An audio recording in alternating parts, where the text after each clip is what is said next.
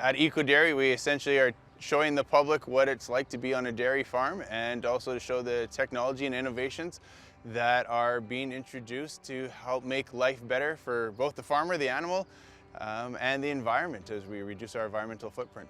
This was a dry season here, so we are not one of the farms that is struggling right now is trying to feed our animals. Our animals, they're getting fresh food every single day. In the middle of winter, when we had snow and others were struggling, we had fresh feed for our animals. So every day looks the same here. With the name EcoDairy, we're trying to show how we can have an environmental impact that is less. So having HydroGreen here on site, we're using less water, we're able to use less land and able to feed the same number of animals.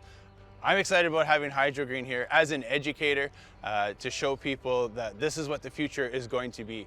This is where we can have an environmental impact, we can improve the quality of life for our animals, and it's all done right here in our own backyard. Yeah, it's going to be really interesting to see what happens in the next couple of years with the results of trials that are ongoing, both here at the EcoDairy and other farms.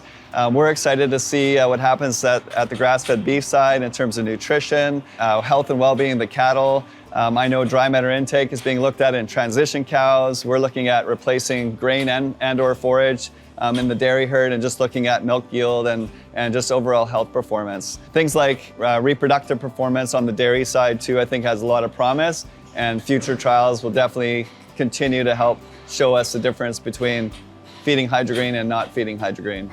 I would for sure recommend HydroGreen to be considered by organic farmers, grass-fed beef farmers, large farmers that are focusing on their transition cows before and after calving. So I think it really has a place in those markets. And I'm really interested to see kind of what the future research will teach us about where else it can be applied to. We found that the integration of the HydroGreen system to be relatively easy.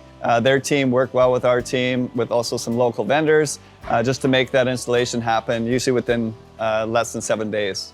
Yeah, I would say one of the things that people are most fascinated by is the fact that we can grow from raw seed to feed in less than 6 days and do that 365 days a year, 7 days a week.